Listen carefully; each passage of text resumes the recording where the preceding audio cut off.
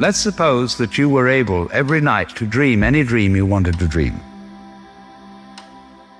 And that you could, for example, have the power within one night to dream 75 years of time, or any length of time you wanted to have. And you would naturally, as you began on this adventure of dreams, you would fulfill all your wishes.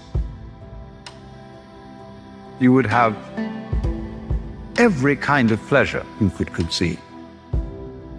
And after several nights of 75 years of total pleasure each, you would say, well, that was pretty great. But now let's have a surprise. Let's have a dream which isn't under control. Well, something is going to happen to me that I don't know what it's going to be. And you would dig that and come out of that and say, wow, that was a close shave, wasn't it? And then you would get more and more adventurous, and you would make further and further out gambles as to what you would dream. And finally, you would dream where you are now.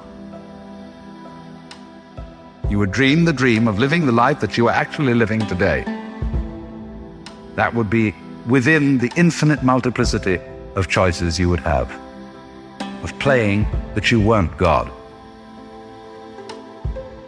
Because the whole nature of the Godhead, according to this idea, is to play that he's not.